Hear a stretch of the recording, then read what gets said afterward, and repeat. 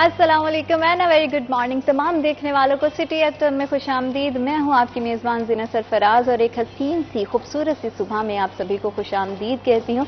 उम्मीद करती हूं कि आप बिल्कुल खैरियत से होंगे और मेरे चेहरे की खुशी देखकर आप लोग सोच रहे होंगे कि आज क्या अलग है, क्या स्पेशल होने वाला है, क्योंकि हमारी ज़िंदगी में किसी भी तरह की सिचुएशन हो, कोई भी हालात हो, एक ऐसी चीज़ है जो हमेशा हमारे साथ रहती है। अगर कोई हमारे साथी नहीं भी है तो मौसीकी हमारे लिए एक ऐसी साथी है जो हमारी तन्हाई में, हमारे किसी भी तरह के जज्बात, चाहे हम खुश हों चाहे हम रंजीदा हों, हमारे साथ रहती है। और बहुत सारे लोग ऐसे हैं जो मुख्तलिफ इराज के म्यूज़िक को पसंद करते हैं। स्पेशली अगर मैं बात करूं तो मुझे 90s का म्यूज़िक बेहद पसंद है और मेरी कोशिश होती है कि जब भी मैं अपनी ज़िंदगी के किसी भी फेज से गुजर रही हूं तो मौसीकी मेरे साथ अगर है तो मुझे बहुत सहारा मिलता है। और मौसीकी सुनने वाले और मौसीकी को दाद देने वाले और मौसीकी को समझने वाले, आई एम श्योर कि जितने भी पाकिस्तान के लेजेंड्स हैं उन्होंने उन्हें ज़रूर सुना होगा। अगर हम पाकिस्तान की मौसीकी की बात करें तो हमारी तारीख में बहुत बड़े बड़े लेजेंड्स और बहुत बड़े बड़े नाम जुड़े हुए हैं जिनको आज भी दुनिया याद करती है। इन्हीं लेजेंड्स में, इन्हीं जगमगाते हुए सितारों में एक नाम ऐसा है जिनकी कला से, उनकी आवाज़ के जादू से कोई भी आज तक नहीं निकल पाया। वो इस दुनिया से तो चले गए लेकिन अपना शहर कहीं पीछे छोड़ गए। पूरी दुनिया आज भी उनके नाम से उनको याद करती है, उनकी मौसीकी को सुनती है।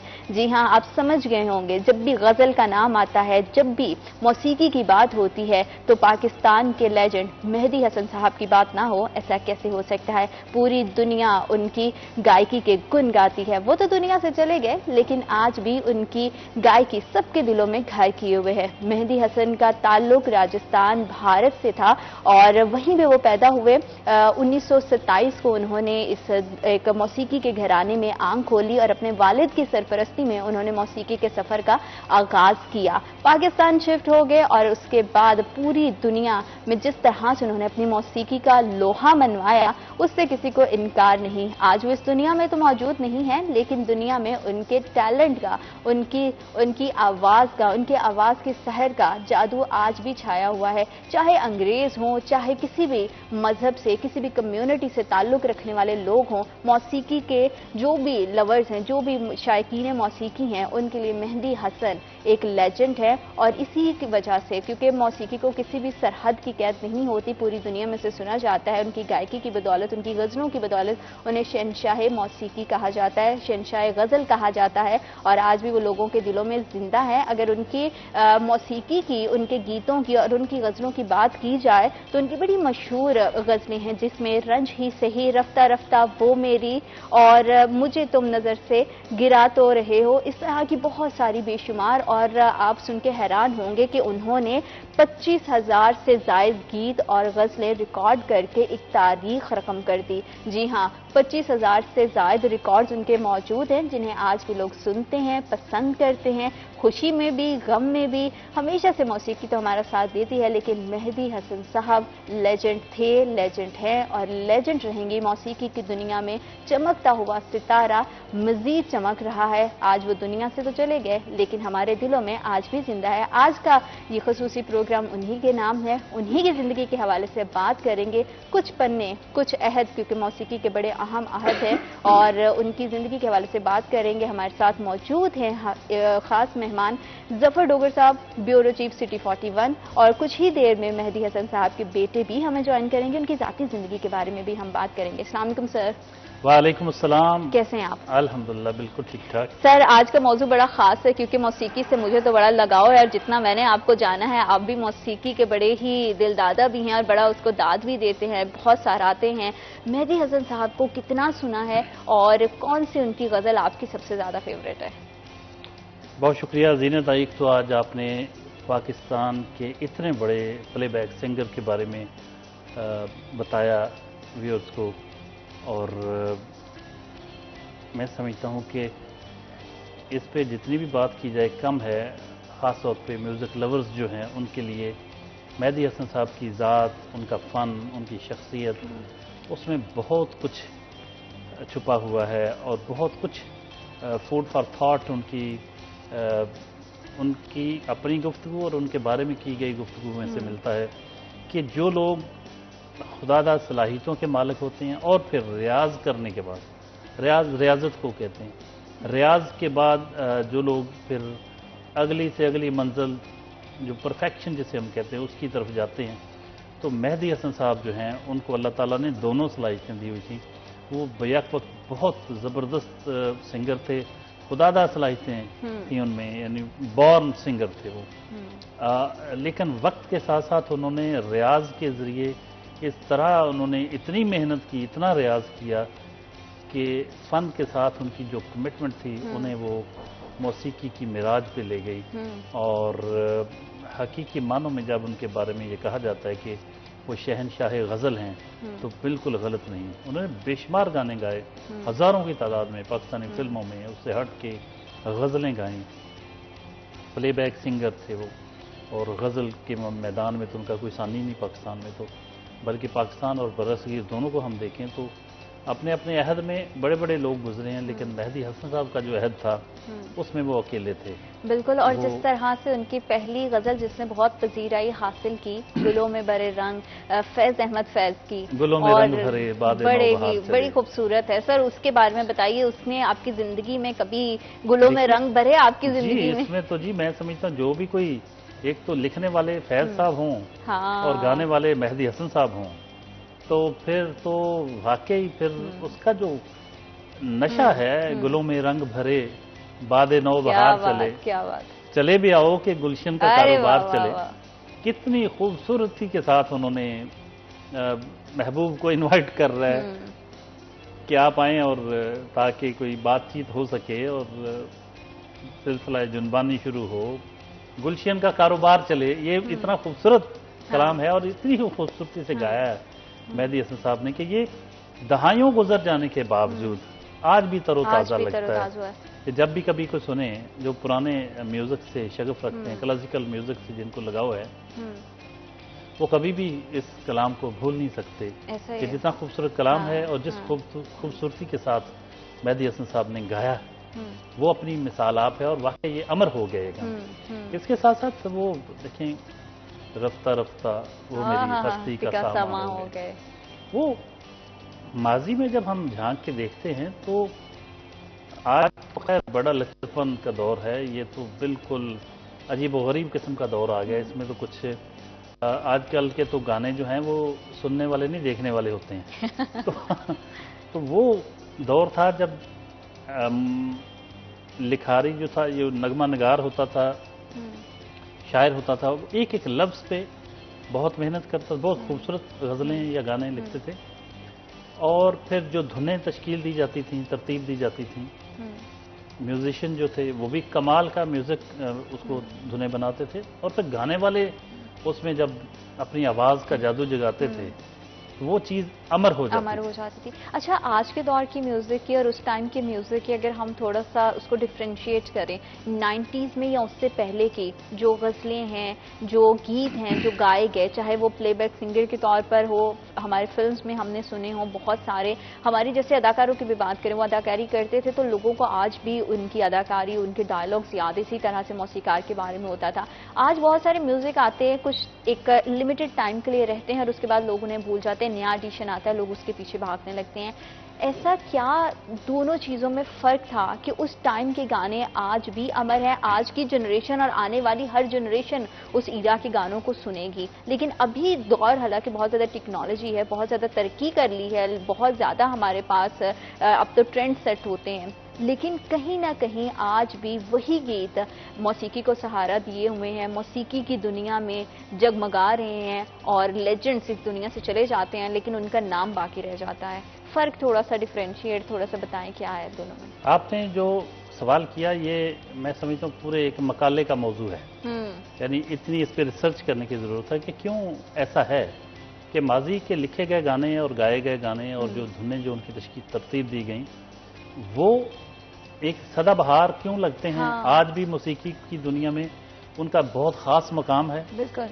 और आजकल जो गाने आ रहे हैं ये वक्ती से क्यों हैं, टेम्परेरी से, डिस्पोजेबल से। तो जिस तरह का ये डिस्पोजेबल दौर है इसमें इसी तरह की चीज़ें आ रही हैं। चीज़ें आती हैं एकदम हिट होती हैं, ख़त्म हो जाती हैं, आती हैं कुछ देर चलती हैं, ख़त्म हो जाती हैं। एक तो चीज़ मैं ये कहूँगा कि खैर उस दौर में कलाम जो था, चीज़ें जो थी कम थी और लोगों के पास एंटरटेनमेंट के ज़राए बड़े महदूद थे। तो वो भी एक मखसूस लोग गाने वाले या लिखने वाले या म्यूजिशियंस होते थे, और जब वो बड़ी मेहनत के बाद कोई चीज़ तैयार करते थे तो वही चलती रहती थी बहुत अरसा, बड़ी शाहकार चीज़ें बनती। ये आ गया डिमांड एंड सप्लाई का दौर। आबादी इतनी ज़्यादा है और लोग इतनी जल्दी में हैं। हाँ। आप देखें यूं माहो साल दिनों की तरह गुजरते जा रहे हैं। तो इसी तरह चीज़ें जो दुनिया भर में लोग, हर बंदा सिंगर है, हर बंदा लिखने वाला गायक बन चुका है, और हर बंदा लिखारी भी है, शायर भी है। बिल्कुल। और वो म्यूज़िक के आलात इतने आ गए हैं कि आपको अलग से कुछ करने की ज़रूरत भी नहीं। आप वो ऑटो पे लग जाते हैं और आप गाना शुरू कर देते हैं। अच्छा, आलात इतने ज़्यादा है, म्यूज़िकल इंस्ट्रूमेंट्स की आजकल भरमार है, जिससे आप बड़े से बड़ा कोई भी कंपोजिशन बना सकते हैं, मशहूर से मशहूर धुन बना सकते हैं। लेकिन फिर भी मेरा सवाल ये है कि जो आजकल बन रही है, क्या वो वाकई मौसीकी है? मौसीकी कहाँ है? वैसे तो देखें, जो भी होगा आप कह दें कि हाँ ये मौसीकी है, ये शायरी है। तुकबंदी भी तो शायरी होती है ना। ऐसे ही वो जुगाड़ लगाते हैं, सिर्फ रदीफ काफिया मिलाते हैं और कहते हैं जी मेरी शायरी होगी। तो जिस तरह महज रदीफ काफिया मिलाने से शायरी नहीं हो जाती, इसी तरह हर आले को ऑटो पे लगा देने से या कैरोके पे गा देने से वो आपका म्यूजिक नहीं बन जाता, और वो ज़ाहिर है फिर देर पर भी नहीं हो सकता। और इसी तरह जो गाते हैं, मतलब मैं भी गा लेता हूँ। हाँ। कहने को तो मैं भी गा लेता हूँ थोड़ा बहुत, लेकिन आई एम नॉट सिंगर। तो मैं वैसा ही गुलकार हूँगा ना फिर, जैसे बस होते हैं। आपको मैं बताऊँ आजकल हो क्या रहा है, आजकल ये बड़े बड़े गायक जो हैं, गुलकार जो हैं, ये तो लिपसिंग करते हैं। ये एक बार गा लिया जी, और जो दोबारा अपना ही गाया हुआ उसी तरह नहीं गा सकते। हाँ, लिपसिंग करते हैं। और क्यों करते हैं कि ना तो एक तो मुसलसल नहीं गाया होता है मैंने, थोड़ा सा टुकड़ा आ करके उसको रिकॉर्ड किया, फिर अगला को थोड़ा सा बहुत दफा लगा के फिर वही रिपीट कर रहे होते हैं, और फिर इस तरह वो गुलकार बन जाते हैं। बहुत मुश्किल से, आप यकीन करें, ये सीधा सीधा पूरे का पूरा गाना नहीं इन्होंने गाया होता। ये टुकड़ों में गा के उसको जोड़ते हैं, फिर उस पर वो टोनर लगाते हैं और पता नहीं क्या क्या करके उसको सेट करके फिर एक एल्बम बनता है, और फिर वही चलता रहता है। क्योंकि वो चूंकि मुसलसल नहीं गाया होता है इन्होंने, तो इसलिए वो गा भी नहीं सकते मजमे के सामने। एक्सपोज होने के डर से फिर वो लिपसिंग करते हैं कि पीछे म्यूजिक चल रहा होता है उन्हीं का गाना, हाँ। और आगे बस सिर्फ होंठ हिल रहे होते हैं। अच्छा, थोड़ा सा पीछे जाते हैं, और रेडियो का ज़माना बड़ा ही खूबसूरत ज़माना था। शायद चेहरे से लोगों को इतनी शनाख्ती नहीं थी कि कौन आवाज़ है जो गा रहा है रेडियो पर बैठ के, लेकिन लोगों को पता था कि शहंशाह गज़ल है, मेहदी हसन साहब हैं, और उनकी आवाज़ आ रही है, और बाकायदा घरों में रेडियो बजते थे। और मुझे याद है कि ख़वातीन रेडियो लगा के घर के कामकाज किया करती थी, और बड़ा खूबसूरत दौर था, और इतने हसीन और इतने खूबसूरत गाने, और वो गाने जो कि आपके दिलों में घर कर जाते थे, आपकी रूह में उतर जाते थे। उनका जो असर है, उनका जो मैं कहती हूँ कि उनका जो सहर है, आज तक लोग उसको सुनने वाले उसमें मुब्तला हैं। रेडियो के सफ़र के हवाले से कि रेडियो का मौसीकी के साथ कितना गहरा ताल्लुक है, और मौसीकी के सफ़र में रेडियो ने क्या किरदार अदा किया, इस पर हम बात करेंगे, लेकिन right after this break.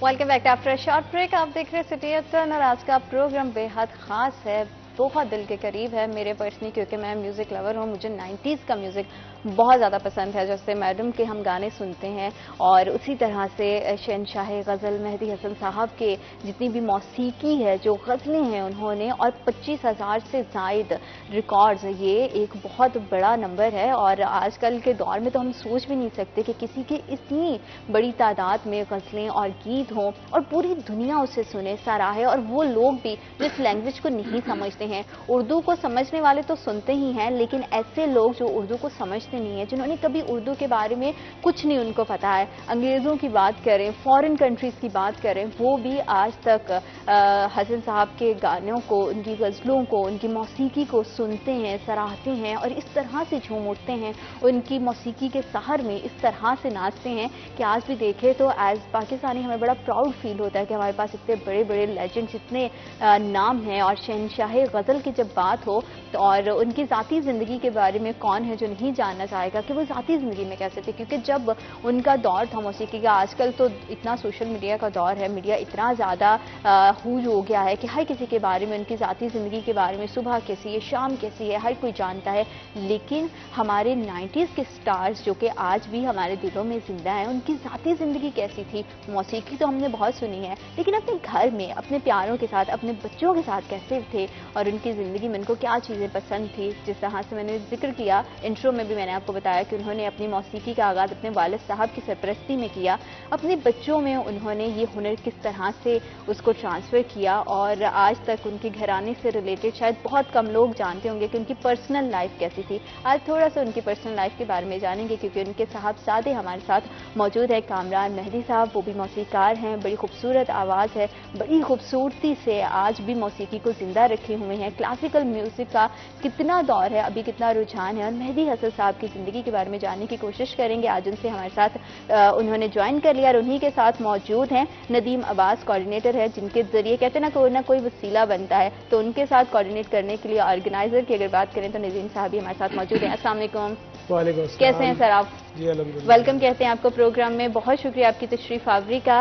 Sir सबसे पहले तो आपके वालिद साहब के बारे में बात करें तो वो दुनिया से तो चले गए, लेकिन आज भी लोगों के दिलों में जिंदा है। क्लासिकल म्यूजिक और आज के म्यूजिक की अगर हम बात करें तो क्लासिकल म्यूजिक कहते हैं कि बड़ा समझने की चीज़ है, समझने वाले उसको समझते हैं तभी वो उसको एंजॉय कर पाते हैं। लेकिन हमने देखा है कि हसन साहब की मौसीकी को जो लोग उर्दू को, क्लासिकल को शायद समझते भी नहीं थे, जब सुनते थे तो उन पर एक अजीब सा सहर तारी हो जाता था। अपनी लाइफ का थोड़ा सा एक्सपीरियंस अपने वाले साहब के बारे में बताइएगा, मेहदी साहब के बारे में, कि कैसे थे वो पर्सनल लाइफ में, उनकी शख्सियत कैसी थी?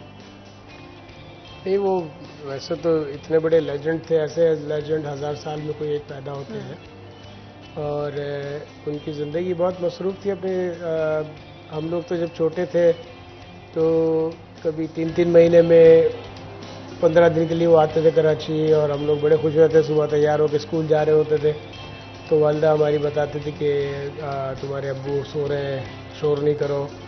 तो हम लोग फिर बड़े एक्साइटिंगली जाते थे स्कूल, और ये सोच के कि वापस आएंगे तो वालिद साहब से मुलाकात होगी सब। तो जब तक वापस आते थे तो वो जा चुके होते थे रेडियो या टीवी के अपनी रिकॉर्डिंग्स के लिए और सारा कुछ। तो बड़ा वो, फिर जिस दिन कभी हाफ डे होता था या कुछ होता था तो मैं पहले से, अगर वो घर में मौजूद, मैं आके पहले से तैयार होकर खड़ा हो जाता था कि जब वो तैयार होकर नीचे आए जाने के लिए तो मैं फिर उनसे कहता था कि मैं आपके साथ चलूँ। तो वो कहते थे कि अच्छा, लेकिन तुम तैयार, फिर वो देखते थे कहते हाँ तुम तो तैयार हो। तो मौका नहीं देता था मैं उनको, क्योंकि उनके साथ टाइम चाहिए होता था। तो फिर वो कहते हाँ चलो, फिर तो उनके साथ इस तरह जाते थे। लेकिन एज अ फादर बहुत ही शफीक इंसान थे, और बड़ी बारूक शख्सियत थी उनकी, बहुत ही मोदबर, लेकिन बच्चों के साथ बहुत ही प्यार का रिश्ता। और बहुत घर में कितने कितने मेंबर्स थे आप लोग सब, कितने बहन भाई? 6 भाई और 3 बहनें। अच्छा माशाल्लाह। और मैं चौथे नंबर पे हूँ। तो और 38 ईयर्स से मैं यूएस में रहता हूँ अब। अच्छा माशाल्लाह। यहाँ पे मेरे बड़े भाई जो मुझसे 2 साल बड़े थे, आसिफ मेहदी, जिनका बड़ा नाम रहा, तो वो यहाँ पाकिस्तान में अपना काम कर रहे थे और मैं इंटरनेशनली सारी दुनिया में कर रहा था। तो वालिद साहब के साथ भाइयों में सबसे ज़्यादा वक्त मेरा ही गुजरा, क्योंकि वर्ल्ड वाइड उनके जितने टूर्स होते थे मैं उनके साथ होता था। बिल्कुल ठीक है। अच्छा, ऐसा होता है ना कि अम्मा अब्बा का कोई एक फेवरेट बच्चा होता है जिसके वो बहुत करीब होते हैं। वैसे तो वालिद साहब के साथ जैसे आपने बताया कि आप होते थे, तो आपके अलावा बहन भाइयों में कौन उनके सबसे ज़्यादा करीब था? देखिए, भाइयों में तो मेरे जो सबसे बड़े भाई हैं उनका नाम तारिक हसन है, क्योंकि पहले बेटे थे तो वो उनके तो वो शहजादों की तरह उनकी ज़िंदगी थी। छोटी उम्र से उनको गाड़ी भी मिल गई, छोटी उम्र से उनके सारे मुंह से कोई बात निकलती थी पूरी होती थी, तो माँ बाप दोनों ही करते थे। लेकिन सारे बच्चों के साथ उनका ट्रीटमेंट इक्वली था। और एक मेरा ख्याल है कि हमारे 5 भाइयों के बाद बहन पैदा हुई थी, तो हमारे यहाँ बड़ी कमी थी बहन की। हाँ। तो जब वो बहन पैदा हुई तो उसकी अहमियत बड़ी थी घर में। उसकी पहली सालगिरह हुई थी तो उसका सेलिब्रेशन 7 दिन तक मनाया गया था। अच्छा। और हमारे घर के सामने तकरीबन 2-2.5 हज़ार लोगों का अरेंजमेंट किया गया था। और वो मेरा ख्याल है कि कराची में उस ज़माने के हिसाब से वो वाहिद तकरीब थी जिसमें किसी रेजिडेंशियल एरिया में मैडम नूरजहां ने आके परफॉर्म किया, सलामत अली खान ने और नज़ाकत अली खान जो दोनों उस्ताद, उन लोगों ने परफॉर्म किया। तो वो एक बहुत ही यादगार, मेरा ख्याल आज तक अब इवन कि आज के दौर में भी मैंने इतनी बड़ी तकरीब नहीं देखी है, इस लेवल पे किसी की बर्थडे सेलिब्रेट नहीं होती देखी।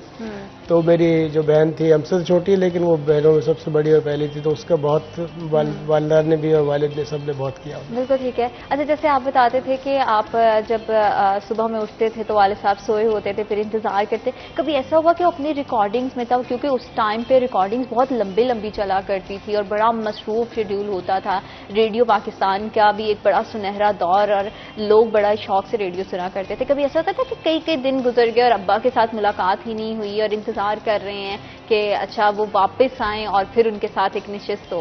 हाँ, वो तो नॉर्मली होता ही था क्योंकि वो हमेशा लाइव परफॉर्मेंसेस के लिए कराची आते थे और फिल्म इंडस्ट्री के लाहौर में होते थे। तो इस वजह से उनका ज़्यादा वक्त जो है वो लाहौर में होता था, तो 3-3 महीने हमारी मुलाकात नहीं होती थी। वो फिर आते थे, फिर जब कराची आते 10-15-20 दिन के लिए आए, फिर चले गए।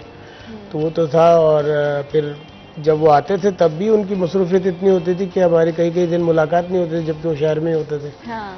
तो वो तो अब बिल्कुल सही बात है। तो क्योंकि डॉक्टर साहब हमने मेहदी हसन साहब के बारे में उनकी मौसीकी इतनी सुनी है, उस टाइम पे मीडिया इतना ज़्यादा नहीं था जैसे अब है ना कि सुबह भी उठते सेलिब्रिटीज़ अपनी सेल्फी डाली और भी सब चीज़ें, लोग उनकी ज़ाती ज़िंदगी के बारे में आज भी मेरा ख्याल तजस्सुस से जानने के बारे में बड़े एक्साइटेड रहते हैं, बड़ा तजस्सुस रहता है कि हमें पता हो कि किस तरह से मेहदी हसन साहब की ज़िंदगी कैसी थी, उनकी रूटीन कैसी होती थी, मैडम नूरजहां उनकी रूटीन, उनकी ज़िंदगी कैसी थी। तो ये वो सेलिब्रिटीज है, जैसे कि आपने बड़ा खूबसूरत वर्ड यूज किया था गानों के लिए, सदाबहार गाने। मुझे लगता है ये वो लेजेंड्स है जो सदाबहार हैं, आज भी हैं और हमेशा रहेंगे, और हमारे जितनी यंग जनरेशन ये भी उनको उसी शिद्दत से सुनेगी जिस तरह से हम सुनते हैं। देखिए, वो फनकार, इस तरह के फनकार मरते नहीं, वो अपने कलाम के जरिए, अपने फन के जरिए जिंदा रहते हैं। हाँ। आने वाली नस्लें जो हैं वो उनसे फैज़याब होती रहती हैं और वो एक रोल मॉडल होते हैं अपने शोबे में। लोग उनको सुनकर बरसों बाद भी, मुद्दतों बाद भी उससे लेसन लेते हैं, सबक लेते हैं, सीखते हैं, अपना आप दुरुस्त करते हैं। टेक्निकल टर्म्स तो गायक जो हैं वही बता सकते हैं, या म्यूज़िक जिनको आता है वही बता सकते हैं कि वो क्या क्या सीखते हैं। हाँ। लेकिन मेहदी हसन साहब ऐसे उस्ताद थे जिनसे उनके जाने के बाद भी लोग सीख रहे हैं और बहुत कुछ सीख रहे हैं। वो जैसे कि अभी कामरान साहब बता रहे हैं, आप अंदाज़ा करें कि फ़न के साथ उनकी मोहब्बत और लगन और कमिटमेंट किस दर्जे की थी कि सब कुछ फरामोश किए हुए थे। हाँ। यानी फ़न ही उनकी पूरी कुल कायनात बनी हुई थी। बिल्कुल ऐसे बच्चों के लिए भी वक्त बमुश्किल तमाम निकलता था। लेकिन ऐसे होते हैं, बहुत कम होते हैं जिनका सब कुछ फिर जिसे कहते हैं ओढ़ना बिछाना, पूरी जिंदगी सब वही बन जाती है। इसीलिए वो बाकियों से बहुत डिफरेंट होते हैं। उनकी अपनी जाती जिंदगी में उनके जो अपने अजीज़ो अकारब होते हैं, उनसे वाबस्ता लोग होते हैं, बिल्कुल वाकया उनकी भी बड़ी कुर्बानी होती है। और उनकी कुर्बानी होती है। पहले हम सिर्फ सर ये सुनते थे कि जितने हमारे मुहाफिज हैं, पुलिस रेंजर्स में लोग हैं वो हैं, लेकिन हमारे सेलिब्रिटीज की जिंदगी भी बहुत अपनों से, अपने फैमिली से थोड़ी सी कट के रह जाते हैं, सिर्फ फन की खिदमत करने के लिए, पूरी दुनिया को इंटरटेन करने के लिए। मेहदी हसन साहब की जिंदगी के और भी पन्नों को खंगालेंगे, उनकी शख्सियत के बारे में और भी जानेंगे, लेकिन एक छोटी सी ब्रेक के बाद हमारे साथ बने रहिएगा। आप देख रहे हैं सिटी एट 10।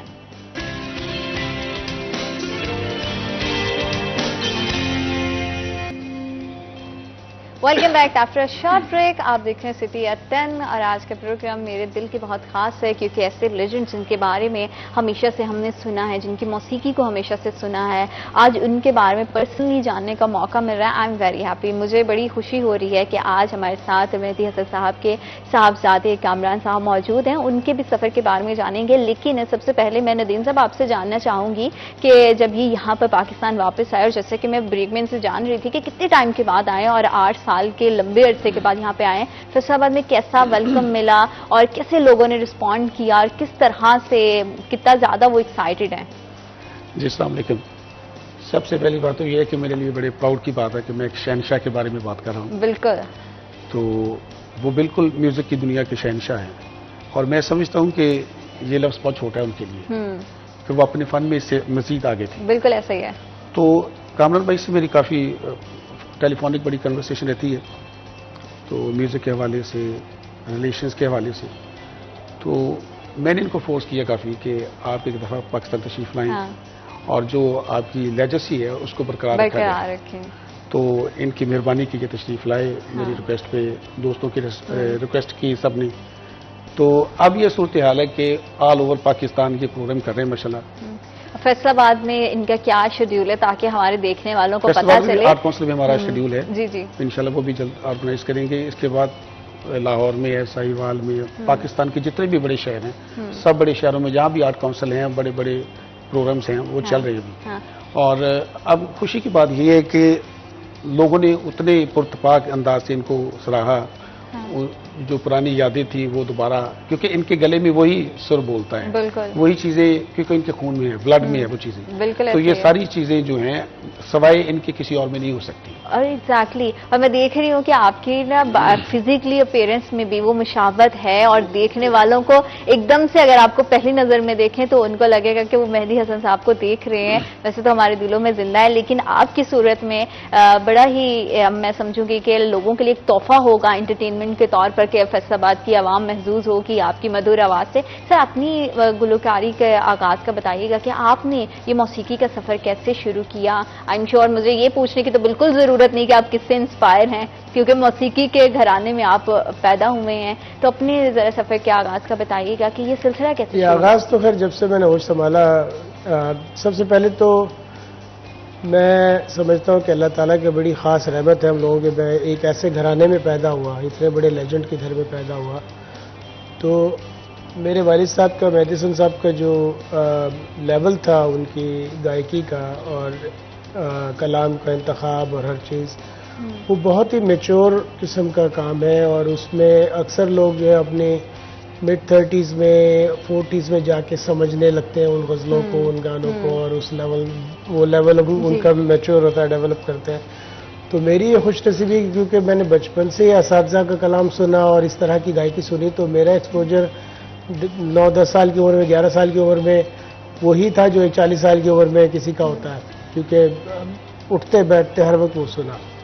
तो आगाज़ की जहाँ तक बात है, तो जब मैं छोटा था, वालिद साहब कभी कभी जब आते थे और मैं स्कूल से घर आता तो वो सो रहे होते थे, तो मैं उनको जगा के पूछता कि अब्बू आपको मैं गाना सुनाऊं? तो नींद में बेचारे वो सारी जिंदगी जो हमने देखा वो 4 साढ़े 4-5 घंटे ज्यादा नहीं सोते थे वो। 4 घंटे, हाँ, इतनी कम नींद लेते थे पूरी लाइफ उनकी यही। हाँ, क्योंकि वो इतने बिजी थे। तो उसमें भी वो सो रहे हैं और अम्मी से नजरें बचा के उनके रूम में पहुंच जाता था मैं। तो उनको अब्बू आपको गाना सुनाऊं? अच्छा, म्यूजिक के मामले में वो ऐसे इंसान थे कि वो एक तो सुर के मामले में परफेक्शनिस्ट, उनको सुर की नो डाउट वो बर्दाश्त नहीं था कि सुर कम ज्यादा हो, लेकिन उसके साथ साथ म्यूजिक के लिए उनके दरवाजे हमेशा खुले हुए थे। तो उनको नींद भी अपनी वो नहीं थी। आपको याद है कि आपने वालिद साहब की पहली गजल या पहला गीत जो खुद से गुनगुनाया हो या उनको सुनाया हो? जी जी। तो अब ये तो मैं उनको उठा के कहता है मेरा गाना सुने, तो मैं हारमोनियम ला के गाने लग जाता था। वो कहता हाँ मैं सुन रहा हूँ। वो फिर खराटे लेने शुरू हुए थे, मैं गा रहा होता था। लेकिन पहली बार उन्होंने जब मुझे सुना तो मेरा ख्याल है कि 1979 की बात है या 1980 की बात है, तो मेरी उम्र होगी 12-13 साल उस वक्त। तो मैं गर्मियों की छुट्टियों में हमेशा लाहौर जाता था। वहाँ पे मेरा इंटरेस्ट ये था कि फिल्म की रिकॉर्डिंग्स वगैरह देखूँ, वालिद साहब के गाने कैसे रिकॉर्ड होते हैं। तो उसमें एक किसी बहुत ही करीबी अजीज़ की शादी में उनका एक बहुत ज़बरदस्त खूबसूरत फंक्शन था, बिल्कुल फैमिली की तरह। तो 700-800 लोग, 1000 लोग उनके लॉन में बैठे हुए थे। वालिद साहब का प्रोग्राम हो रहा था, मैं भी बैठा हुआ था। तो वो क्योंकि बिल्कुल फैमिली के क्लोज थे, उन सब ने एकदम से कहना शुरू किया, खान साहब आपके बेटा आया हुआ, इनसे गाना सुनवाइए। हाँ। वालिद साहब को पता ही नहीं था कि मैं गाता हूँ। उन्होंने कहा कि अच्छा नहीं, ये तो गाते नहीं है, अभी पढ़ रहे हैं। कहना नहीं, आपके बेटे तो गाते ऐसा हैं। कैसे हो हाँ, सकता है कि वो फन ना सुनवाइए। हो। तो अचानक से उन्होंने मुझे पूछ लिया कि हाँ भी गाओगे? मैंने कहा जी गा लूंगा। अच्छा, और वो आपकी लाइफ की पहली लाइव परफॉर्मेंस थी? उनके सामने। उनके हाँ। सामने। तो मैं जब आया स्टेज पे तो वो आके सामने बैठ गए। तो मैंने मेरे ख्याल एक गजल और 2 फिल्मी गाने उनके गाए। हाँ। और लोगों गाने ने, याद है वो कौन से गाए थे?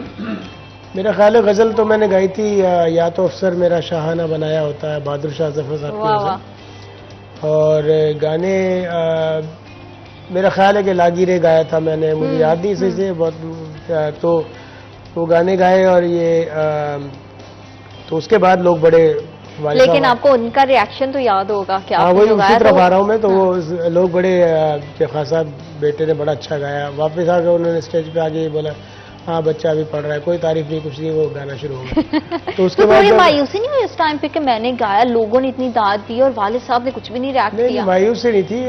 मेरे लिए तो ये था कि फर्स्ट टाइम सुन रहे हैं। हाँ। लेकिन उसके बाद जब प्रोग्राम खत्म हुआ तो हर कोई आके तारीफ कर रहा था। तो उन्होंने फिर एक जुमला कहा, पहले गायकी का तो चलो अभी बच्चा ये सीख रहा है, लेकिन मुझे इसकी डेठाई पे हैरत है। तो कहना है कि ये इसका जो स्टेज कॉन्फिडेंस है उसको मुझे हैरत है, क्योंकि मैं बड़े बड़े गाने वाले जब मैं सामने आता हूँ कि मेहदी हसन साहब के सामने हम गा रहे हैं तो उनका गाना हाँ, आधा हो ये जाता बहुत है। बड़ी बात है। हाँ, कि मतलब वो नर्वस हो जाते हैं। हाँ। और इसने जिस डेढ़ाई से मुझे सामने बिठा के गाना सुना है, तो कहना ये चीज आर्टिस्ट में बहुत ही कामयाबी की निशानी होती है कि स्टेज कॉन्फिडेंस होना चाहिए कि सामने कितना ही बड़ा आर्टिस्ट क्यों ना बैठा हो, लेकिन वो अपनी 100% परफॉर्मेंस दे। अच्छा, जब वो अपनी रिकॉर्डिंग्स के लिए जाते थे और आपने जैसे कहा कि हम लाहौर जाते थे देखने के लिए कि उनकी रिकॉर्डिंग कैसी हो रही है, सेट पर या स्टूडियोज में जब आप पहुंचते थे तो क्रू के साथ और जितने भी उनके साथ में उनके कॉलीग्स होते थे, जितना भी स्टाफ होता था, उनके साथ कैसा उनका ताल्लुक था, कैसा उनका रवैया था, वो भी थोड़ा बहुत सा ही डाउन बताइए। टू अर्थ आदमी थे और हर इंसान की इज्जत करते थे, चाहे वो छोटे से छोटा म्यूजिशियन हो। अब एक फिल्म का गाना रिकॉर्ड हो रहा है, उसमें 25 म्यूजिशियन बैठे हुए हैं और या 30 म्यूजिशियन बैठे हुए हैं। उनका इंट्रोडक्शन तो मेनली म्यूजिक डायरेक्टर से होता था और रिकॉर्डिस्ट से होता था, वो सिंगर बूथ में जाते थे। लेकिन वो उसके बावजूद उस रूम में भी जाते थे जहाँ सारे म्यूजिशियन बैठे थे, सबसे फर्जन मिलते थे, हाल हवाल पूछते थे। तो बहुत ही शफीक किस्म की उनकी पर्सनैलिटी थी। बिल्कुल ठीक है, क्योंकि जितना हमने उनको सुना है और जिस तरह से वो राग उनके थे और जिस तरह से इतना लंबे लंबे अर्से तक वो गाते थे और लाइव परफॉर्मेंस, जैसे कि हम पहले ब्रेक में बात कर रहे थे कि अब लोग तो सिर्फ लिपसिंग करते हैं, लेकिन उस दौर में हर परफॉर्मेंस लाइव होती थी, घंटों तक गाते रहना। और लोगों के लिए उस वक्त की खूबसूरत चीज़ ये भी थी कि जितने मौसीकार थे वो धुन बनाते थे तो ऑडियंस के लिए, जितने गुलकार थे वो गाते थे तो ऑडियंस के लिए, ऑडियंस उनके लिए सबसे ज्यादा इंपॉर्टेंट होती थी। गुफ्तगू के सिलसिले को आगे बढ़ाएंगे क्योंकि बड़ी मजेदार सी गुफ्तगू चल रही है, तो हमारे साथ बने रहिएगा। आप देख रहे हैं सिटी एफएम।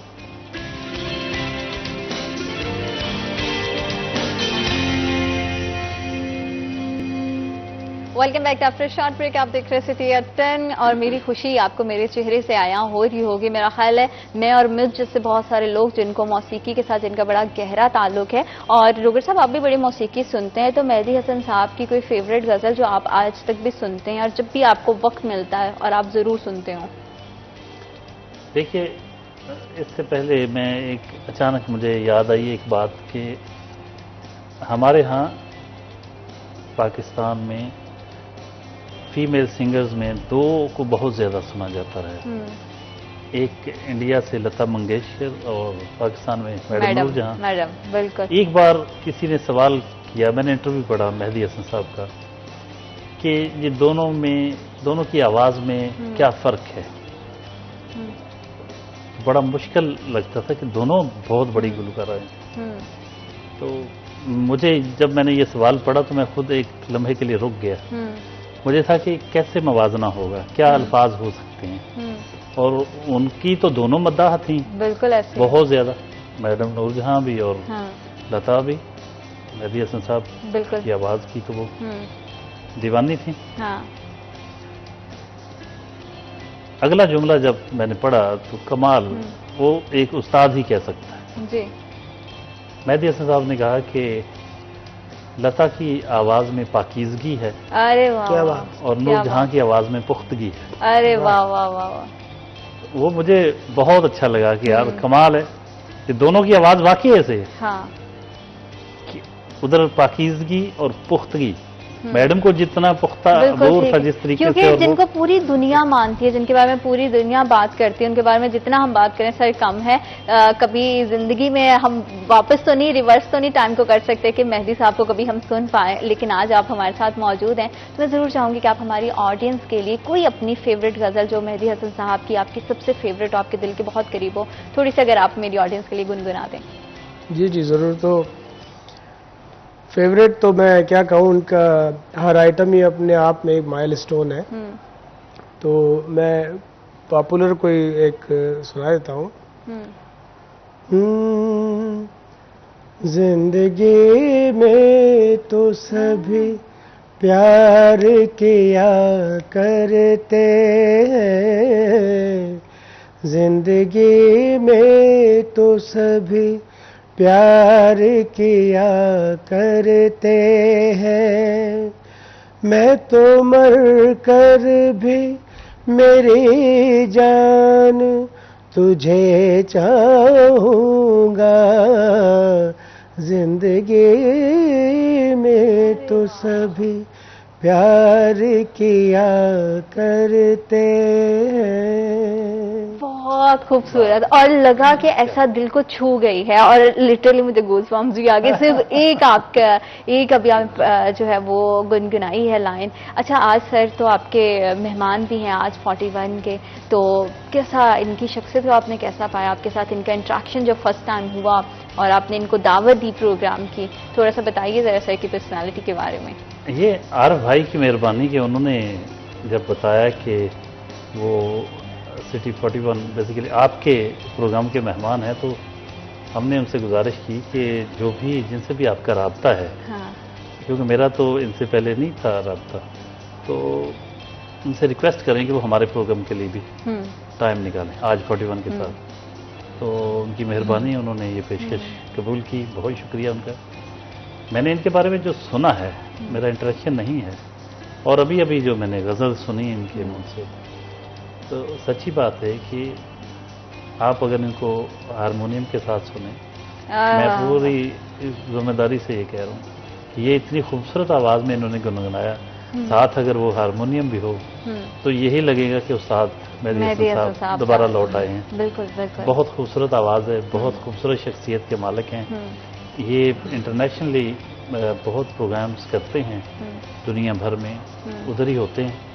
तो हमारे लिए तो खुशकिस्मती है कि इनसे मुलाकात हुई, इनकी बातें सुनेंगे, बिल्कुल लोगों को बताएंगे कि उस्ताद मेहदी हसन साहब के साहबजादे कामरान मेहदी पाकिस्तान आए हैं, तो फिर उस्ताद मेहदी हसन साहब की बातें होंगी और कामरान मेहदी साहब। हमारे प्रोग्राम में तो टाइम बड़ा महदूद होता है, लेकिन डोगरी साहब के प्रोग्राम क्योंकि पूरा दिन और पूरे दिन की रूटीन होती है, तो अगर आप कामरान साहब की पर्सनालिटी के बारे में बहुत डिटेल में जानना चाहते हैं और उनके सफ़र का आगाज़ और फिर उनकी वाबस्तगी अपने वालिद साहब के साथ, तो मैं ज़रूर देखने वालों तमाम लोगों से रिक्वेस्ट करूंगी कि इस बार का प्रोग्राम आपने बिल्कुल मिस नहीं करना है आज 41 के साथ, वो ज़रूर देखिएगा।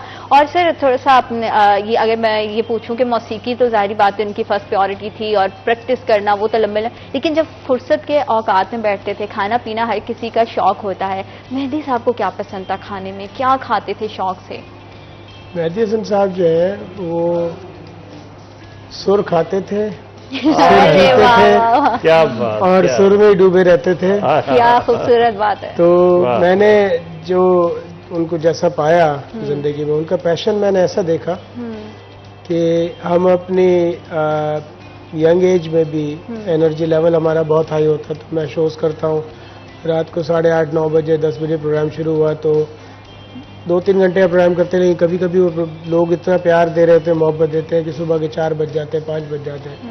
अब पाकिस्तान में जो कल्चर है और जो ट्रेंड है, तो यहाँ तो ये होता ही है कि जब तक फजर की अजान ना हो म्यूजिक चलता रहता है, बिल्कुल ऐसे ही है। प्रोग्राम चलता रहता है। तो मैंने वालिद साहब को मेरे ये देखा कि वो प्रोग्राम करके जब घर आते थे तो मेरी वालदा, अल्लाह ताला उनको जन्नत नसीब करे आमीन। इंशाल्लाह, आमीन। आमीन। तो उन्होंने, उनकी ये रूटीन थी सारी ज़िंदगी के, मेरे वालिद साहब चाहे जहाँ से भी शो करके आए कुछ भी हो, वो सुबह 4 बज रहे हो 5 बज रहे हो तो वो ताज़ा रोटी हाथ की पकी हुई चूल्हे से उनको देती थी। क्या बात है। तो अब वो जब घर आते थे और खाना गर्म कर रही होती थी वालदा और रोटी जो ना वो बना रही होती थी, तो मेरे वालिद साहब बैठ के वो फौरन ही फिर हारमोनियम खोल के वो फिर गाना शुरू हो जाते थे। हाँ, रियाज। तो ऐसा पैशन मैंने किसी फनकार में, किसी इंसान में नहीं देखा कि मतलब मैं अपनी बात कर रहा हूँ कि हम जब शो करते हैं, शो के बाद हमारा ये हाल होता है कि हम किसी से इंटरेक्ट भी नहीं करना चाहते, हम चाहते हैं खाना खाएं, जाके बिस्तर पे गिर जाए। हाँ। लेकिन वो उस मुकाम पे भी उनको ऐसा लगता है कि अभी उनकी वो भूख, उनकी प्यास बाकी है। वो उस मौके को भी जाया नहीं करते कि चलो खाने का वेट करो, चलो यार जरा थोड़ा सा और तो, इस हद तक दीवानगी, इस हद तक पैशन और इस हद तक अपने काम से, काम तो नहीं मैं कहूंगी, मौसीकी से, अपने फन से मोहब्बत, और यही वजह है कि आज पूरी दुनिया उनके जाने के बाद भी उनके गीत गा रही है।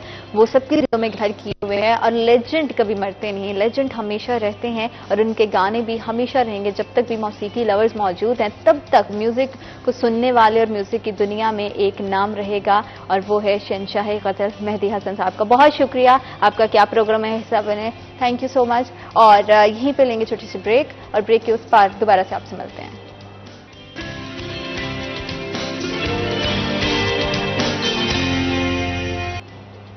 Welcome back after short break. आप देख रहे हैं सिटी एट 10 और गुफ्तगू के तड़के में चाय का होना तो बेहद जरूरी है। और जब आपके पास खास मेहमान हो तो मेहमानों से बात करते करते चाय भी साथ में हो जाए तो गुफ्तगू का मजा दुबाला हो जाता है। हमेशा से हम बात करते हैं शहर के हवाले से, शहर के कानून के हवाले से, फैसलाबाद के हवाले से तो हमने कई बार आपको अपडेट किया है कि यहाँ पे किस तरह से अमन अमान की सूरत हाल है, पुलिस डिपार्टमेंट कैसे सर्व कर रहा है। चुनियोट के हवाले से आज खास तौर पर बात करेंगे कि ऐसे कौन से जराइम जो चुनियोट में आम हो रहे हैं, लोगों को जराइम के हवाले से किस तरह के प्रॉब्लम्स को फेस करना पड़ रहा है और वहां पुलिस डिपार्टमेंट किस तरह से सर्व कर रहा है, और ये भी हम आज के प्रोग्राम में जानने की कोशिश करेंगे। और चुनियोट के हवाले से ये भी जानेंगे कि किस तरह के वहां पे अमन अमान की सूरत हाल को कायम रखने के लिए किस तरह की स्ट्रेटेजीज प्लान की जा रही हैं, पुलिस डिपार्टमेंट क्या काविशें कर रहा है, किस तरह के मसाइल का उनको सामना है और किस तरह से लोगों के तहफ़्फ़ुज़ को यकीनी बनाने के लिए दिन रात मेहनत की जा रही है और लोगों की जिंदगियों में रिलीफ हो,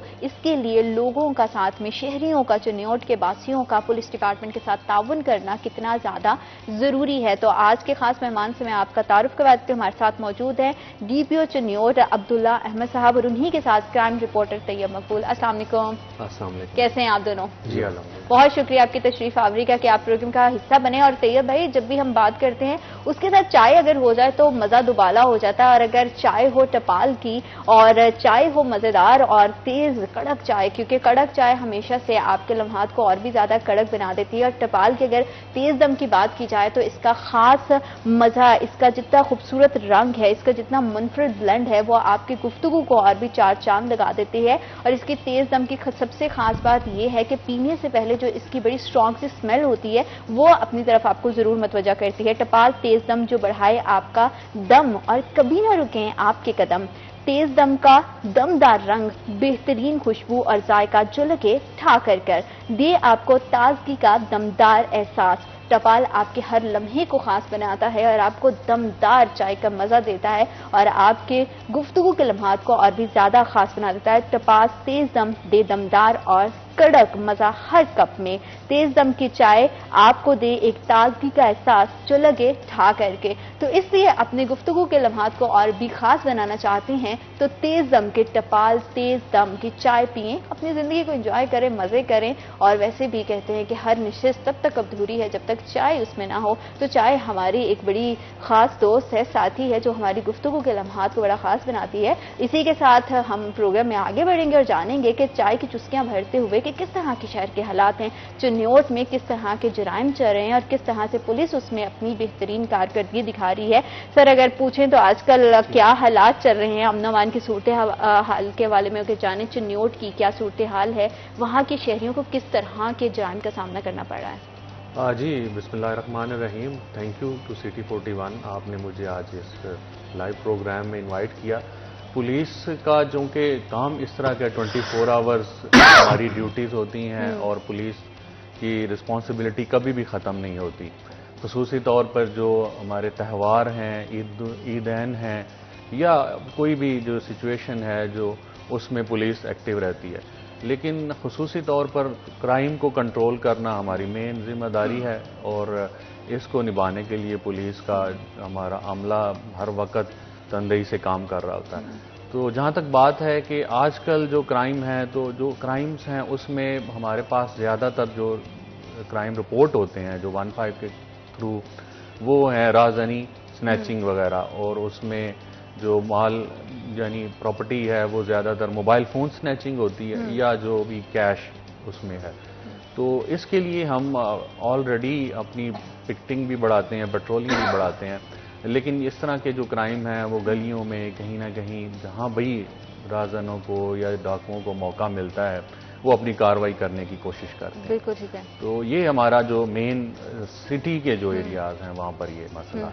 अच्छा तैयब, अगर आप बताएं हमें, हमारी ऑडियंस को देखने वाले को, कि अगर मुआवजा हम करें पिछले साल का और इस साल का, तो चिन्योट में जराइम की शरह में कितना इजाफा हुआ है? क्योंकि यहाँ की सूरत हाल के, फैसलाबाद की सूरत हाल के हवाले से आपने अपडेट किया था कि यहाँ पे हर 15 मिनट में केस रिपोर्ट होता है, तो क्या चिन्योट में भी यही सूरत हाल है?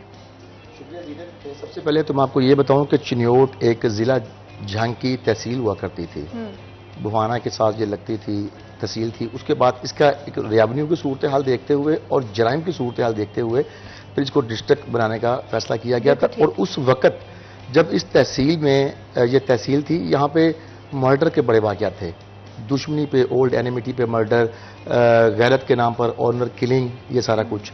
जैसे ये डिस्ट्रिक्ट बना, इस पे काबू पा लिया गया। अब चूंकि वो डिस्ट्रिक्ट बना, लोग गांव से उठ के उसमें शिफ्ट हुए, पॉपुलेशन बढ़ी, जिसकी वजह से स्ट्रीट क्राइम का जोर हुआ। लेकिन मैं यहाँ पर आपको एक बात बता दूं कि हमारे फैसलाबाद रीजन के 4 इजला हैं, जिसमें फैसलाबाद, जांगटोबा और चिन्योट है, और चारों इजला में से सबसे कम जो वारदातें हैं वो चिन्योट में हैं। चिन्योट चौथे नंबर पे है। हम फैसलाबाद जो है वो हम सबसे टॉप पे हैं। अच्छा। सबसे आखिर पे चिन्योट है। उसमें एक सबसे पहली बात जो ये कि अब्दुल्ला अहमद साहब हमारे फैसलाबाद में एसएसपी ऑपरेशंस भी सर्व कर चुके हैं और बड़ी अच्छी मतलब यहाँ पे उनकी सर्विस रही है। 44 पुलिस स्टेशन थे, वहाँ तो बड़े थोड़े से 9-10 पुलिस स्टेशन है, वो इशू कोई नहीं। लेकिन जो स्ट्रीट क्राइम है वो ओवरऑल पंजाब में ही बूस्ट हुआ है। उसकी वजह आप देखें, महंगाई, बेरोजगारी। खास तौर पर हमारे फैसलाबाद की अगर बात करें तो टेक्सटाइल सेक्टर में थे, अब 40% तो बंद हो चुका है। दूसरे इजला से लोग यहाँ पे टेक्सटाइल मिल्स में जॉब के लिए आते थे, अब वो बंद हो चुका। अगर उनके अपने जिला में जॉब होती वो यहाँ पर क्यों आते? अब यहाँ से भी बेचारे बेरोजगार हैं और वहाँ से भी बेरोजगार हैं, तो घर वालों को वहाँ पे क्या बताएंगे कि हम फैसलाबाद बेरोजगार हैं? तो मोस्टली बच्चे इस तरफ जा रहे हैं। और जो अब्दुल्ला साहब भी इस बात को सेकंड करेंगे, जो गैंग्स पकड़े जाते हैं उनमें बिल्कुल यंगस्टर हैं, यूनिवर्सिटीज के बच्चे भी शामिल हैं, जो आइस नशा की वजह से रॉबरी की तरफ आ रहे हैं। और ये आइस नशा ओवरऑल पूरे पाकिस्तान में बूस्ट कर रहा है। किसी वक्त में हिरबन बड़ी डेंजरस हुआ करती थी, लेकिन अब उसकी जगह आइस ने ले ली है। हिरबन पीने के बाद बंदा मदहोश हो जाता है, अपने हवास खो बैठता है, लेकिन आइस पीने के बाद बंदे का दिमाग मौफ हो जाता है।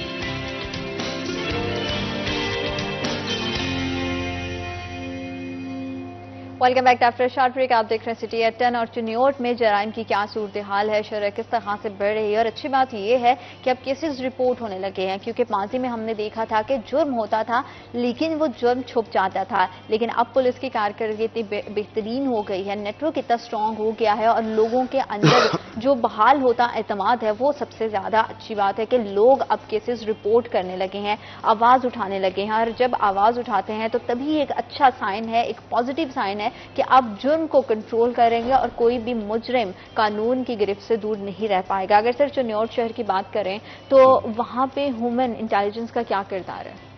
जी, ये हमेशा से ये ह्यूमन इंटेलिजेंस बड़ा इंपॉर्टेंट किरदार है। यानी जब से टेक्नोलॉजी आई है या इसमें मॉडर्नाइजेशन हुई है, उसके बावजूद मैं समझता हूँ कि पुलिस की वर्किंग ज़्यादातर डिपेंड करती है कि उनके पास इंफॉर्मेशन कितनी अच्छी कलेक्शन हो रही है और किस तरह से उसको शिफ्ट करके उसको अप्लाई किया। तो हमारा जो फुट कांस्टेबल्स होते हैं थाना के अंदर और सिक्योरिटी कांस्टेबल्स होते हैं, वो सिविल पार्चात होते हैं। जिस तरह के मंशियात फरोशी के हवाले से जो आवाम की राय है या आवाम की मालूमात है वो बड़ी इंपॉर्टेंट होती है, तो उसको वो हमारे तक पहुंचाते हैं उसके बाद फिर हम टारगेट्स अपने असाइन करके और कार्रवाई करते हैं। तो इसके बगैर मैं समझता हूँ कि पुलिस काम नहीं कर सकती, और पुलिस का सबसे स्ट्रॉन्ग जो एक पॉइंट है या एक मैं कहूँगा कि सोर्स है, वो हमेशा से ह्यूमन इंटेलिजेंस। बिल्कुल ठीक है। तो ये भी बताइएगा कि न्यूज़ शहर के साथ बहुत सारे देहाती इलाके भी मुंसलिक हैं, तो वहाँ पर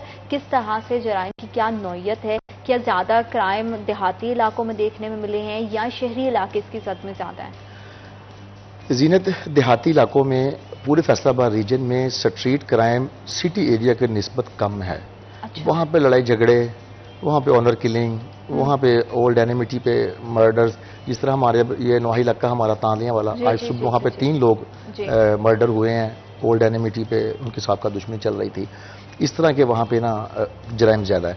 यहाँ मैं एक बात ज़रूर करनी चाहूँगा, इससे पहले हम ब्रेक से पहले आइस की नशे की बात कर रहे थे। जब अब्दुल्ला साहब एसएसपी ऑपरेशन फैसलाबाद थे तो उमर सईद मलक साहब यहाँ पे सिटी पुलिस ऑफिसर थे। इन्होंने मिलके एक ऐप बनाई थी,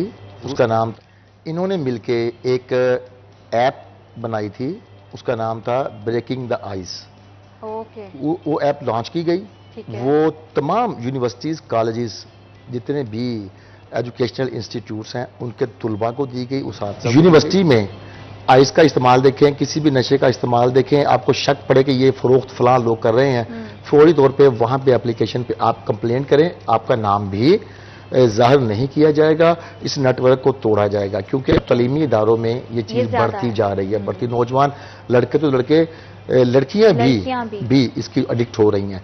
अच्छा, वो ये भी ट्रांसफर हो गए, अब्दुल्ला साहब भी, वो भी ट्रांसफर हो गए, उमर सईद मलक साहब भी। वो उसके बाद समझ लीजिए वो प्रोजेक्ट ही खत्म हो गया।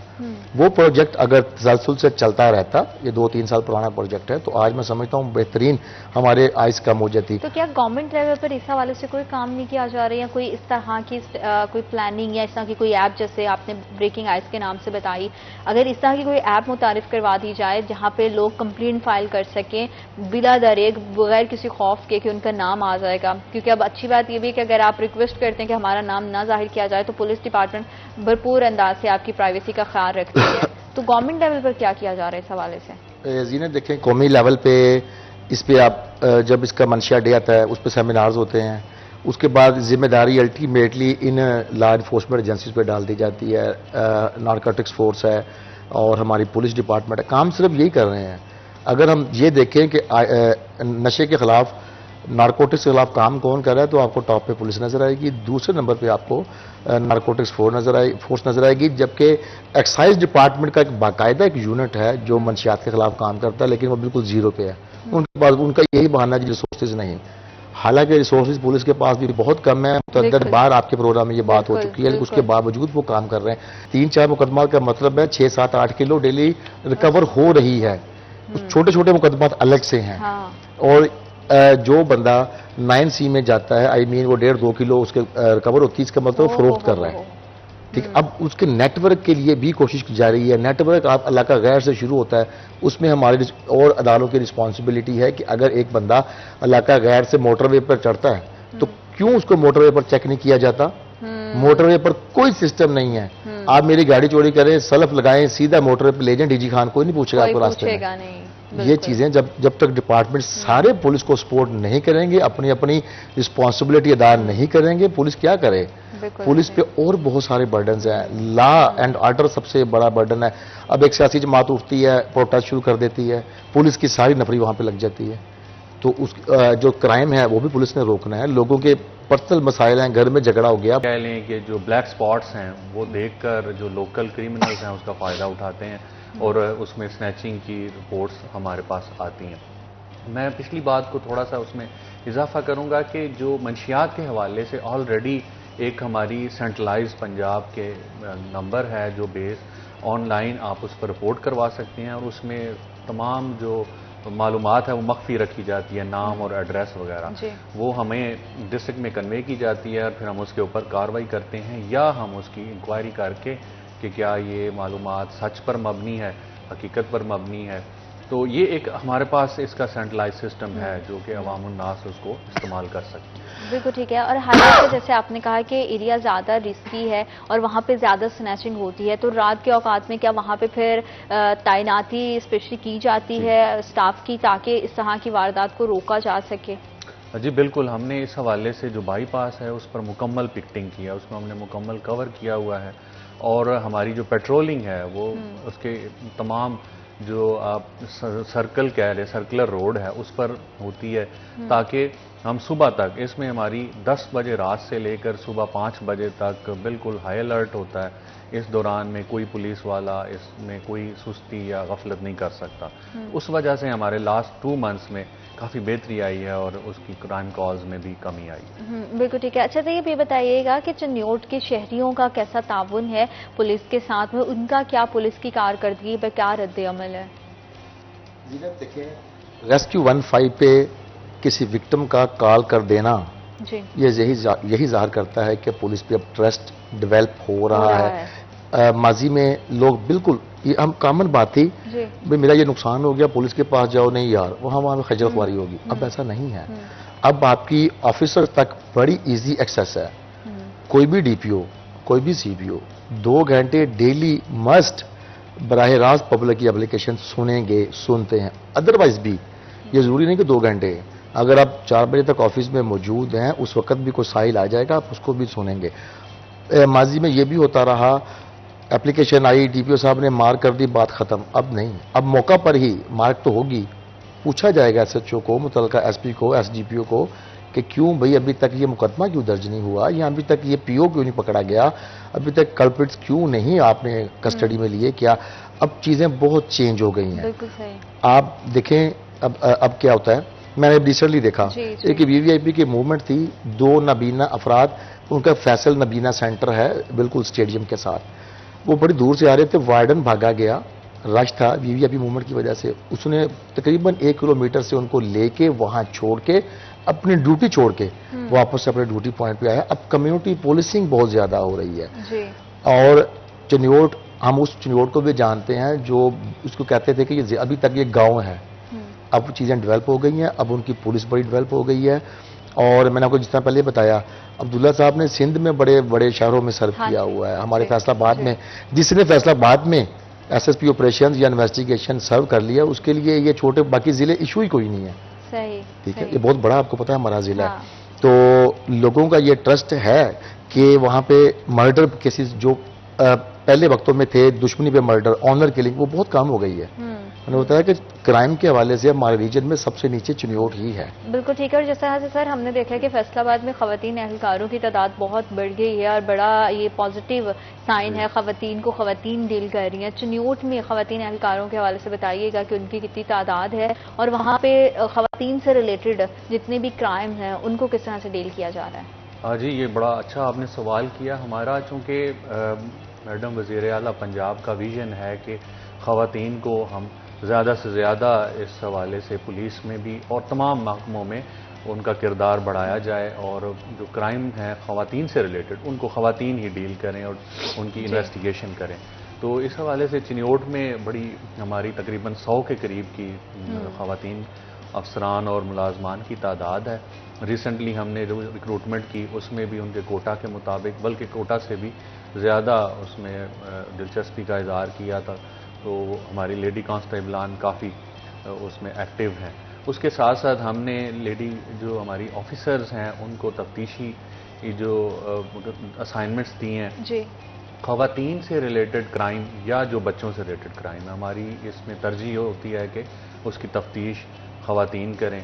हमारी एक एंटी वुमेन हरासमेंट सेल की इंचार्ज एक सब इंस्पेक्टर हैं और वो 1 साल से वहाँ तैनात हैं और बड़ा अच्छा काम कर रही हैं। उसमें जो भी घरेलू तशद्दुद के वाक़यात हैं, जहेज़ से मुताल्लिक, ससुराल से मुताल्लिक या जहाँ भी ख़वातीन को कहीं प्रॉब्लम आ रहा है, जायदाद में हिस्सा नहीं मिल रहा या उनको वरासत नहीं मिल रही, तो उसमें उन्होंने बड़ा अच्छी कामयाबी हासिल की है। और मैं समझता हूँ कि ये हमारी जो लेडी अफसरान और मुलाजमान हैं वो हमारा फ्यूचर है, हमारी पुलिस पंजाब का एक फेस हैं और दिन ब दिन उनका किरदार जो है वो और बेहतर उजागर हो रहा है। बिल्कुल ठीक है। जिस तरह से हम देखते हैं कि पुलिस एहलकार दिन रात अपनी ड्यूटी पर तैनात रहते हैं, खवातीन एहलकारों के होने की वजह से खवातीन का जो एतमाद है वो पुलिस पे बहुत ज़्यादा बहाल हुआ है। उनको एक ऐसा साजगार माहौल मिला है कि वो किसी भी तरह का मसला है उसे बिला खौफ और बेदरीक जाकर शेयर कर सकती हैं, और उनको ये एक बड़ा ही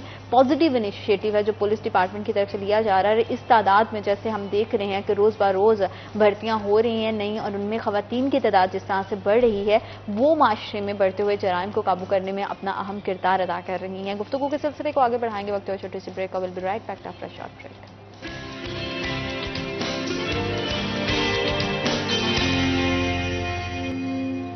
welcome back after short break. आप देख रहे हैं सिटी एफएम। चनियोर शहर की सूरत हाल के हवाले से हम बात कर रहे हैं कि किस तरह से जराइम की शरह बढ़ रही है, और वो इसलिए लग रहा है क्योंकि अब केस रिपोर्ट हो रहे हैं, क्योंकि अच्छी बात है केस रिपोर्ट होगा तभी हमारी पुलिस कुछ कर सकेगी और तभी आपके तहफ़्फ़ुज़ को यकीनी बना सकेगी। इसमें आपका किरदार सबसे ज़्यादा अहम है, शहरियों का किरदार, उनका तावन सबसे ज़्यादा इम्पॉर्टेंट है, क्योंकि अगर बर वक्त केस रिपोर्ट नहीं होगा तो बर वक्त कार्रवाई शुरू नहीं होगी। इसलिए खुदारा अपने इर्द गिर्द अगर कहीं पे भी आपको लगता है कोई जुर्म हो रहा है या अगर आपको कोई शक भी है तो एटलीस्ट अपने नियर बाय पुलिस स्टेशन में ज़रूर इन्फॉर्म करें, ताकि पुलिस उस चीज़ को यकीनी बना सके कि वहाँ किसी किस्म का किसी ख़तरनाक जुर्म कोई पनप तो नहीं रहा है और उसको किस तरह से रोका जा सकता है। ये बहुत ज़्यादा ज़रूरी है। तो इसमें हमारी शहरियों का ताउन बहुत ज़्यादा इंपॉर्टेंट है। उनका एतमाद भी तभी बहाल होगा जब केसेस रिपोर्ट होंगे तैयब, और केसेस रिपोर्ट होने के बाद पुलिस कार्रवाई करेगी तो पता चलेगा कि हमारा डिपार्टमेंट किस तरह से कम रिसोर्सेज के साथ लोगों को सर्व कर रहा है। तो इस तमाम सूरत हाल में शहरियों को क्या करना चाहिए और केसेस का बर वक्त रिपोर्ट होना जो कि बड़ा ज़रूरी भी है, हो भी रहा है, लेकिन इसमें कैसे बेहतरी लाई जा सकती है ताकि लोग मज़ीद अच्छे तरीके से लोगों पुलिस के साथ इंटरेक्ट कर सकें और केसेस को रिपोर्ट करवा सकें। जीनत, अभी भी ना पुलिस डिपार्टमेंट में बहुत जिद्दत आई है, लेकिन अभी भी एक सुकम मौजूद है बहुत बड़ा। जिस दिन वो दूर हो गया आप देखिएगा कि पंजाब में क्राइम 50% रिड्यूस हो जाएगा। जीरो पे आप लेके आ नहीं सकते। लोग इस डर से कि अगर हम हमारे इलाके में नारकोटिक सेल हो रही है, वहाँ पे कहीं गैम्बलिंग हो रही है या यहाँ पे लोग मशकूक मौजूद हैं, कोई रॉबर्स भी हो सकते हैं, पुलिस को इतला देंगे हमारा नाम आ जाएगा। सॉरी 15 पे अगर मैं कॉल करूं मेरा नंबर भी जाएगा, मेरी कॉल की रिकॉर्डिंग भी होगी। जब वो कॉल लाहौर से सिस्टम में होके चनियोर फैसलाबाद पास होगी तो सबसे पहले मुझे ही कॉल आएगी, आपके मोहल्ले में आ गए हैं, बताएं कौन लोग हैं, पकड़ाएं। ये बहुत बड़ा अलमी है। और मुखबरी जिसने की, ये लोग मर्डर भी हुए हैं, आज भी होते हैं। ये सिस्टम अगर पुलिस डिपार्टमेंट में आ जाए कि अपने रिसोर्सेज से, अपने तरीके से, अपने सोर्सेज से वो कंफर्म करें क्या वाकई लोग रह रहे हैं। अगर कोई बंदा अपनी जाती अनाय के लिए झूठी कॉल करे, उस पर एक आपका सेक्शन मौजूद है 29D, उसकी FIR दें। लेकिन अगर कोई बंदा गुड जेस्टर में कॉल कर रहा है, वो इन्फॉर्मेशन किसी वक्त गलत भी हो सकती है, उसको लगा ये लोग जो है ना वो सस्पिशियस हैं, उसने कॉल की, उसको कंफर्म करें, उसका नाम जाहिर ना करें। इस वजह से भी अभी लोग डरते हैं।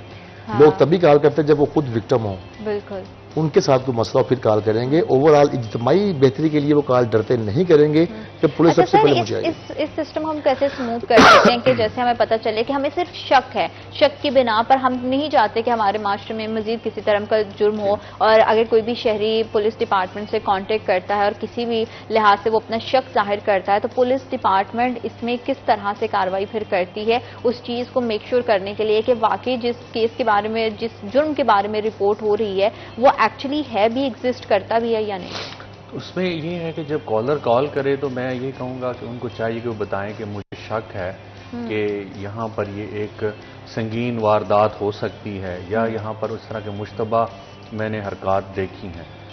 इसमें पुलिस रिस्पॉन्ड करती है। अब हमारा एवरेज टाइम 20 मिनट्स, जो दूर दराज इलाके, शहरी इलाकों में 10 मिनट है। पुलिस आकर इंक्वायर कर लेगी और अगर 50-60% चांसेस होते हैं शक ठीक हो तो पुलिस फिर उस बंदे को गिरफ्तार भी करेगी और उसके ऊपर कार्रवाई करेगी। लेकिन अगर वो ये कहें कि मेरे जानने वाले हैं और मेरे साथ ये वारदात कर रहे हैं तो फिर हमारा शुबा यही होता है कि ये कोई दुश्मनी का मामला है या गुजाती अनाद है। तो उसके सूरत में फिर 29D की कार्रवाई होती है, जो कि झूठी कॉल, पुलिस का वक्त ज़ाया करना और जो शहरी हैं उनका एक इस्तेसाल है कि पुलिस को इंगेज किया जाए और पुलिस अपनी ड्यूटी से हट जाए। तो मेरा ये ख्याल है कि इसमें हमारा अवाम को चाहिए कि वो 15 का इस्तेमाल ज़रूर करे, लेकिन जब उनको कभी एक शुबा भी हो और यकीन हो कि यहाँ पर कोई संगीन वारदात हो। और अगर कोई इरादतन इस तरह से फेक कॉल करता है वो अपने कोई सी पर्सनल ग्रज को निकालने के लिए और बाद में ये चीज़ कंफर्म भी हो जाती है, तो उनके खिलाफ फिर क्या कार्रवाई की जाती है? जी बिल्कुल, जिस तरह तैयब साहब ने बताया कि 29D टेलीग्राफ एक्ट की एक सेक्शन है, उसके तहत उसके खिलाफ हम FIR दर्ज करते हैं और बोगस कॉल की FIR दर्ज होती है और उसका एक तो क्राइम रिकॉर्ड बनता है और उसको फिर कोर्ट से हम सजा दिलवाते हैं, ताकि एक तो उसको वो सबक सजा कितने टाइम की होती है? मैं बस यही चाह रही हूँ थोड़ा सा उसको ब्रीफली बता दें। चूंकि वो बड़ा एक संगीन क्राइम नहीं समझा जाता, तो सजा इसमें बहुत ज्यादा क्वांटम नहीं है, उसमें जुर्माना हो सकता है या बहुत थोड़ी ही इसकी मिनिमम सजा रखी गई है। तो ये जरूरत भी है कि इसको और सख्त किया जाए। 6 महीने कम से कम होंगे? नहीं, 6 महीने नहीं है, 6 महीने होने चाहिए ताकि लोगों को पता चले कि नेक्स्ट टाइम इस तरह की चीज 6 नहीं साल होने करना। चाहिए। जीनत देखिए, हाँ। अगर पुलिस को आपने कॉल की है, सपोज थाना बुहाना के इलाके में कॉल की, मैंने कॉल कर दी झूठी के साथ, पहुंचे यहाँ 2 बंदे मुझे मर्डर कर रहे हैं या मर्डर होने वाला है, हाँ देखिए संगीन क्राइम है, हीज मर्डर, बिल्कुल। उस थाना की फौरी तौर पर रिस्पॉन्स वहां पे होगा। बुहाना के दूर दराज इलाका है, एक विलेज टाइप है, वहां पे पहुंचते पहुंचते भी को 10-20 मिनट लगेंगे।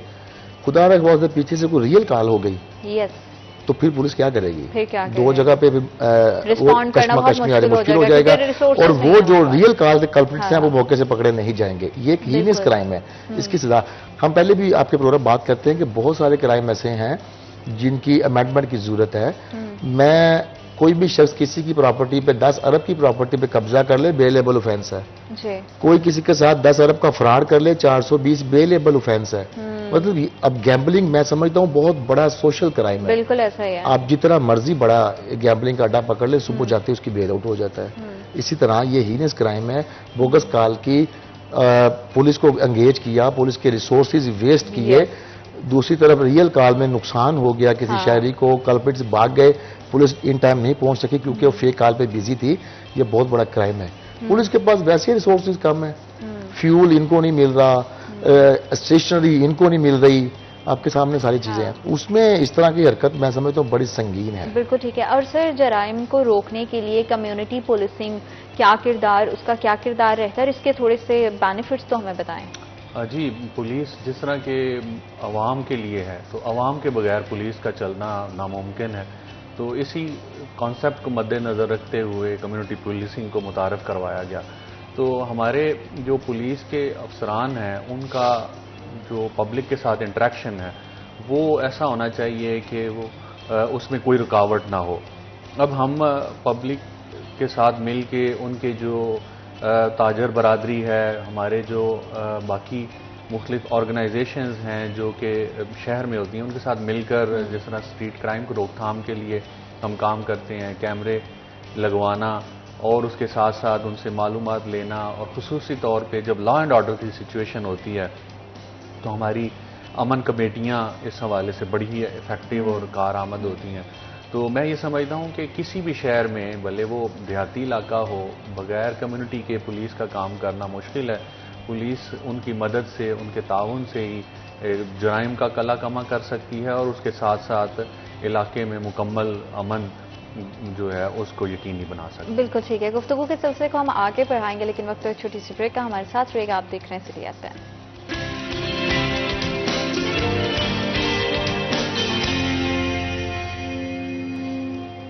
Welcome back after short break. आप देख रहे हैं सिटी FM। और जराइम की शरह पर अगर काबू पाना है तो पुलिस और शहरियों दोनों को एक साथ मिलकर कमर कसनी पड़ेगी, तभी हम होने वाले माशरे में जुर्म को पर काबू पा सकते हैं, उसकी रोकथाम कर सकते हैं। और हर फर्द वाहिद का ये जिम्मेदारी भी है, रिस्पॉन्सिबिलिटी भी है, ना सिर्फ खुद को सेव करना बल्कि अपने माशरे को मुख्तलिफ तरह के क्राइम से पाक करना है। तो हम सबको इसमें अपना किरदार अदा करना पड़ेगा। टेक्नोलॉजी भी बहुत ज़्यादा बढ़ चुकी है, हमारे पास जितने रिसोर्सेज हैं उन रिसोर्सेज में रहते हुए किस तरह से खिदमात सर अंजाम देनी है, इन तमाम चीज़ों को सराहने के साथ साथ अपनी जिम्मेदारी को समझना भी बेहद ज़रूरी है। सर, सीसीटीवी कैमराज के ज़रिए बहुत सारे जराइम की निशानदेही होती है, बड़ी मदद मिलती है उसमें। जैसे आपने स्टार्टिंग में बताया कि स्नैचिंग की बहुत ज़्यादा वारदात होती हैं, मोटर बाइक्स की स्नैचिंग की बहुत ज़्यादा वारदात है।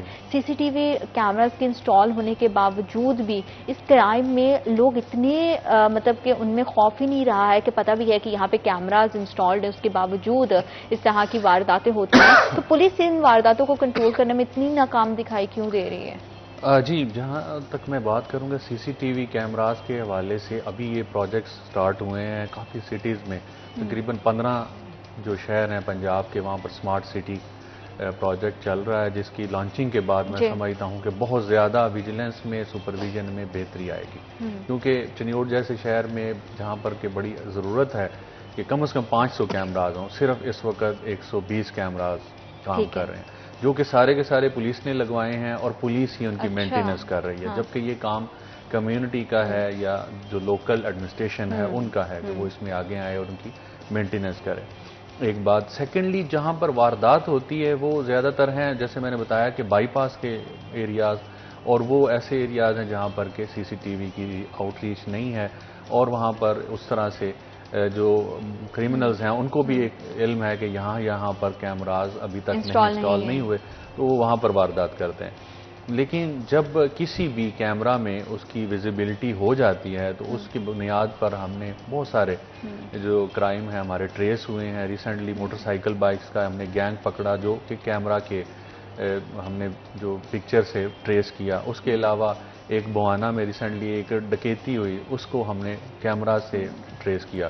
तो मैं ये समझता हूँ कि इसमें कम्युनिटी का जो हमारे ताजर बरादरी है और जो एडमिनिस्ट्रेशन है वो अगर हमारा साथ दे और हम कम से कम 500 कैमराज इंस्टॉल कर सकें तो फिर मेरा ख्याल है कि मैं ये यकीनी तौर पर ये फिर दावा कर सकूंगा कि हमारा क्राइम बिल्कुल जीरो नहीं तो बिल्कुल मिनिमम लेवल। जीरो तो किसी भी सोसाइटी में नहीं हो सकता, मिनिमम कितना हो सकता है ये बहुत है। और एक चीज और जो हमने लास्ट प्रोग्राम में भी डिस्कस की थी और तैयब की वो बात मुझे बड़ी अच्छी लगी थी और मैं जरूर यहाँ पे वो कोट करना चाहूंगी कि अगर पुलिस के साथ मिलकर आपने जो खुद से शहरियों ने खुद से कैमराज इंस्टॉल करवाए उसकी एक्सेस हम पुलिस डिपार्टमेंट को दे देते हैं तो उससे भी गली मोहल्लों में, छोटे छोटे बाजारों में या छोटे छोटे गली चौराहों में होने वाले क्राइम को हम कंट्रोल कर सकते हैं। सर, इसके बावजूद एक और चीज है, पुलिस बड़े अच्छे से काम कर रही है, लोगों के तहफ़्फ़ुज़ को यकीनी बना रही है, लेकिन फिर भी लोगों की तरफ से एक नामुनासिब रवैया जो कि पुलिस की तरफ से किया जाता है उसकी शिकायत बहुत मासूल होती है। इसकी क्या वजह है? जी बिल्कुल, ये हमारा पुलिस के ऊपर हमेशा से ये इल्ज़ाम आता है कि रवैया नामुनासिब है। लेकिन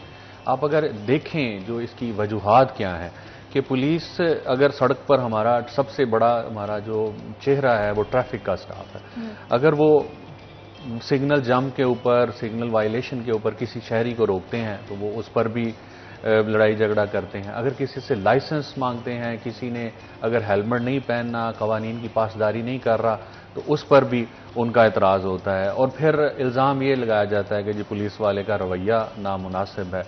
अगर आप शहर में बाय रोड जा रहे हैं, आपने फॉलो कर रहे हैं, हेलमेट भी पहनना हुआ है और ट्रैफिक के कवानीन की पासदारी कर रहे हैं, मैं नहीं समझता कि कोई पुलिस वाला आपको रोकेगा, ना आपको उसको मौका मिलेगा कि वो आपको स्टॉप करे। तो बात आगाज़ यहाँ से होती है कि जब शहरी कवानीन पर अमल नहीं करते।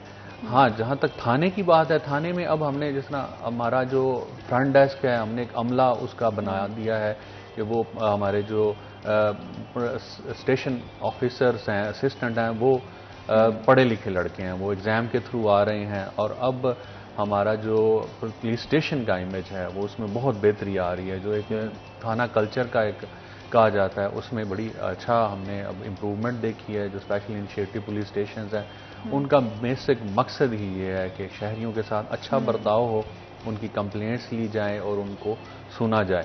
लेकिन जो थोड़ी बहुत शिकायत आती हैं वो बिल्कुल मैं उसको मानता हूँ कि उसमें हमारी तरफ से अभी भी कमियां कोताहियां हैं जिनको ठीक करने की ज़रूरत है और इंशाअल्लाह हम समझते हैं कि हमारे आईजी साहब की कमांड में हम इसको बिल्कुल ख़त्म करके एक बेहतर और ज्यादा बेहतर पुलिस का जो हम बिल्कुल इस्तेमाल ठीक है, करेंगे। क्योंकि उस खौफ को खत्म करना बेहद जरूरी है। जब आप खाली शाहराह पे, खाली रोड पर पुलिस के किसी ऑफिसर को देखें और आपको ये खौफ ना है कि ओहो पुलिस वाले ने अगर रोक लिया तो अब क्या होगा।